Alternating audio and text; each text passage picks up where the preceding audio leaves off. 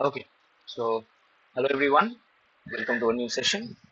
And in this session, we are going to talk about the Wronskian of n number of functions. Right? So let's start the notion of a Wronskian. Okay, fine. Now, so why do we require a Wronskian and how to compute it? That's going to be the exact goal of this session. Fine.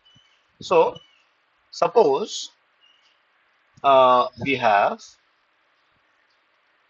a homogeneous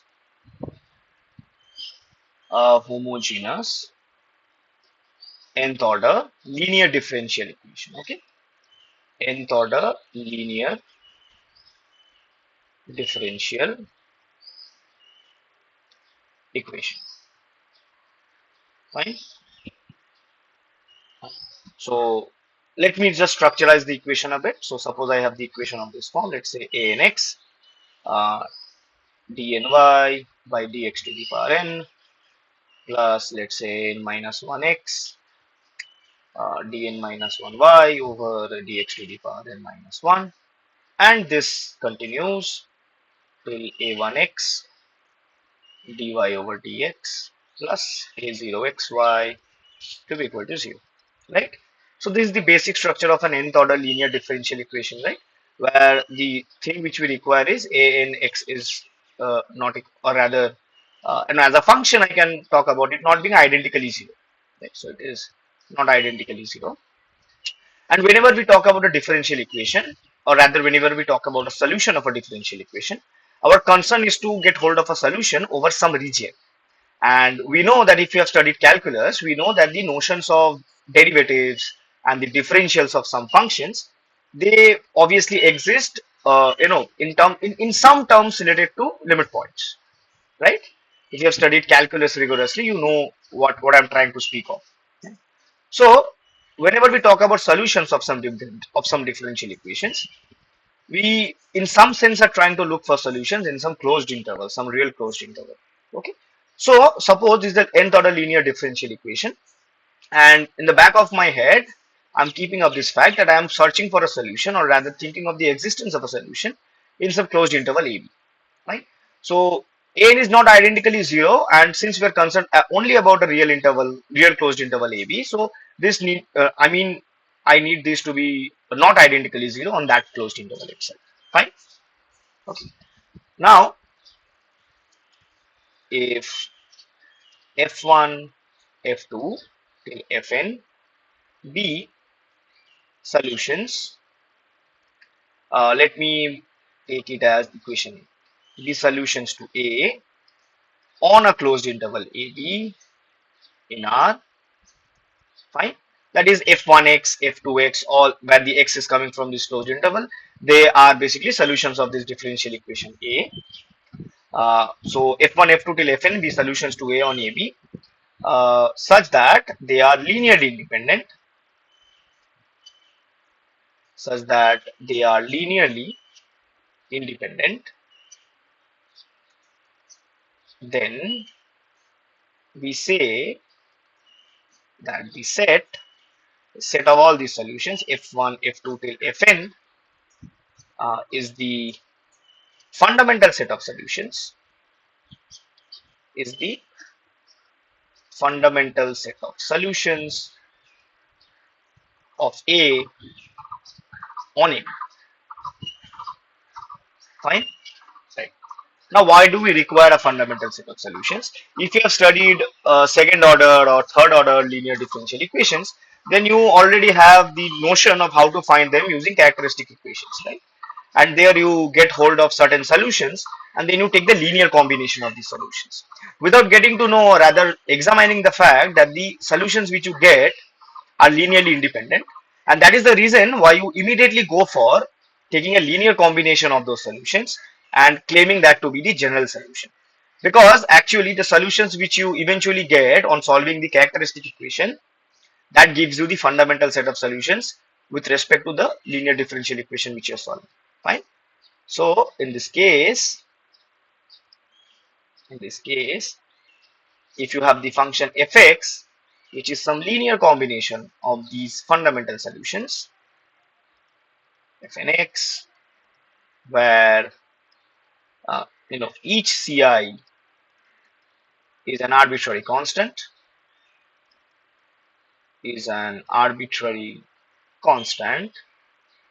and x obviously comes from the closed interval ab. Then this function fx gives you the general solution. Okay, it gives a general solution. Gives a general solution. Getting my point? Therefore, if in linear algebraic terms, if you get hold of n linearly independent solution of a nth order homogeneous linear differential equation, in that case, the span of these solutions will give you the general solution, right?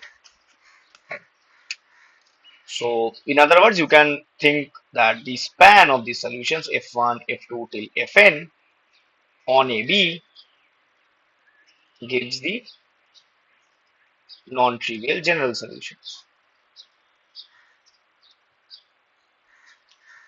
General solutions.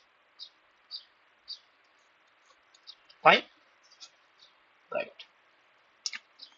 So, the Wronskian is basically introduced as a tool in order to calculate the linear independence of these n solutions, these n elementary solutions, which we have eventually got hold of. Fine. So, without further ado, let us quickly define the Wronskian. Fine. So, definition. And to be very honest, the definition of Wronskian is independent of the differential equation. The Wronskian basically depends on the functions on which we are examining linear dependence or independence, depending upon the closed interval from where the independent variable is coming from, right? So, given f1, f2 till fn, real functions, with n minus 1 derivatives, that is the first n minus 1 derivatives existing on obviously on all or rather let me just write it as on AB, that is the f1x, f2x till fnx. All of these are having their first n minus 1 derivatives to exist, where x is coming from this closed interval AB. Then we define w of f1, f2 till fn to be the determinant of the matrix f1, f2 till fn. Then the first derivative of f1, the first derivative of f2 till the first derivative of fn, and we continue till we reach the n minus 1th derivative of f1, n minus 1th derivative of f2 till n minus 1th derivative of fn. Fine. And you can easily see that this is a n cross n derivatives, right? Fine. So this gives you the Wronskian of these n functions, right? So this is called the Wronskian of f1 till fn. Fine. And something which you can immediately observe out from here is that this Wronskian, it though it might seem to be depending only on these functions f1 till fn, the fact to observe here is that since each of these functions are depending on the independent variable x, which is coming from the closed interval AB, the Wronskian indeed is also a function with respect to an independent variable coming out from AB. So, in fact, we can take the Wronskian, which is defined in terms of these n functions as a function on closed interval AB, to be just defined pointwise or rather component wise, okay, as the evaluation of each of those functions f1 till fn at x, right? So the first derivative of f1 at x, here we have the first derivative of fn at x, continuing we have the n minus 1 derivative of f1 at x and the n minus 1th derivative of fn at x. The only thing which we require is the first n minus 1 derivative to exist, and that's it. Fine. Getting my point? So that is basically the definition of a Wronskian. Now, how is it useful? Okay, so that's exactly what we need to talk about. How is it useful? Now given an ODE, as A, okay, so a linear nth order homogeneous differential equation is given to us, and F1 till Fn are n solutions to this equation. Now obviously, since the differential equation is of order n and each of these functions are solutions to this equation, therefore obviously the first n minus 1 derivatives of these functions exist. Fine, so we are not concerned about that anymore. What we can conclude is that uh, so we have f1 till fn to be n solutions of this equation, then they are linearly independent. They are linearly independent on the closed interval AB if and only if the Wronskian of these n functions is non-zero for some x coming from the closed interval AB. And you need to focus on the word for some. I do not need to claim it for every point coming from the closed interval AB. Given n, obviously we are looking forward for distinct solutions, because after all we are talking for linear independence, and linear independence as a set, right? These are some mere concepts you need to already have in your mind. And also, if you are given an nth order linear homogeneous differential equation and we somehow get hold of n solutions to this equation, then these n solutions are linearly independent on the closed interval AB on which we are checking for the solutions, if and only if the Wronskian created by these functions is non-zero for some independent value of the independent variable x coming from the closed interval A.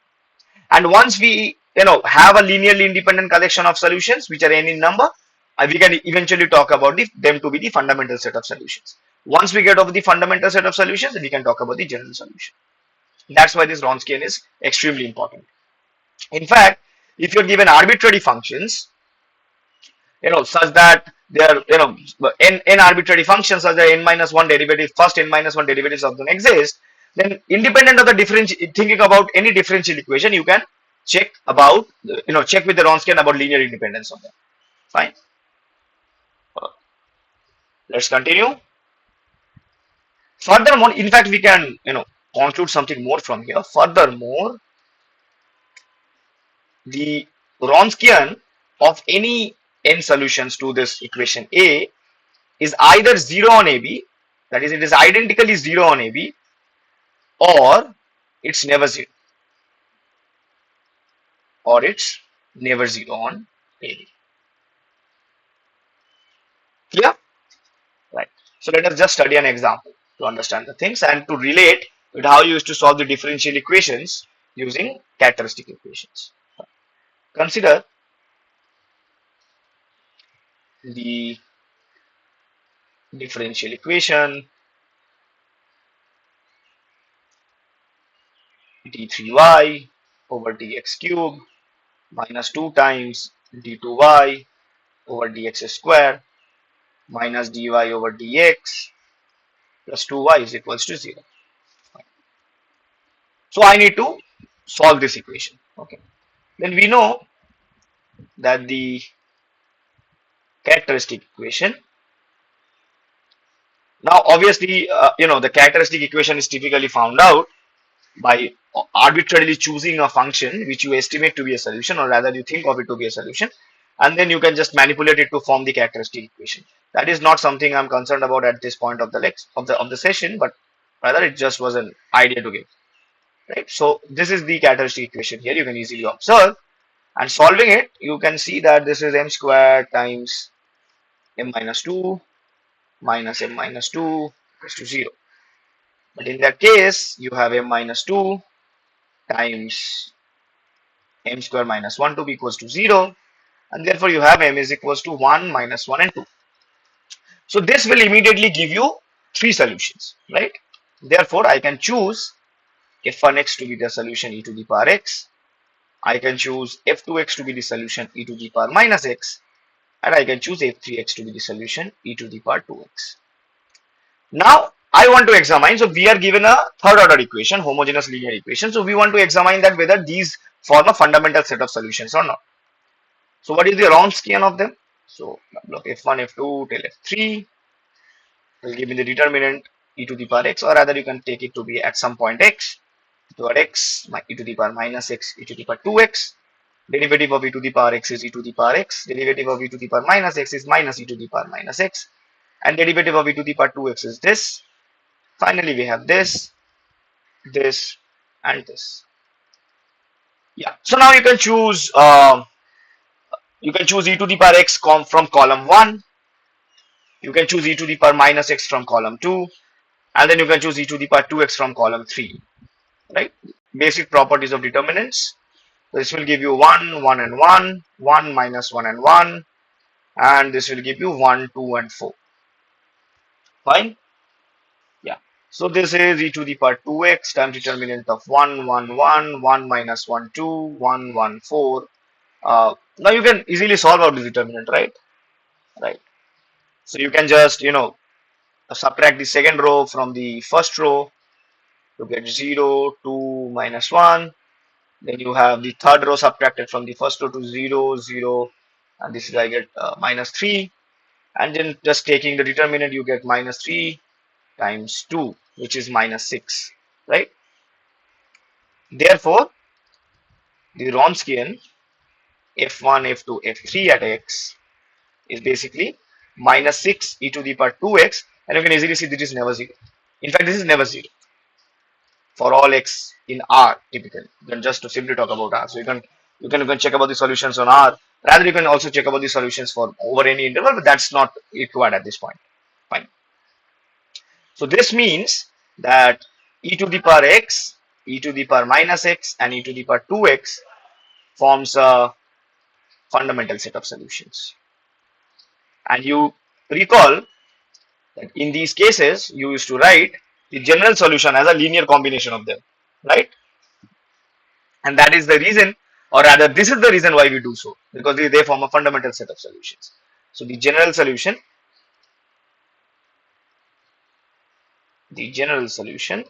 is f of x to be some a times e to the power x plus some b times e to the power minus x plus some c times e to the power 2x. Clear? Okay. So that's it for this session. In the next session, we'll meet.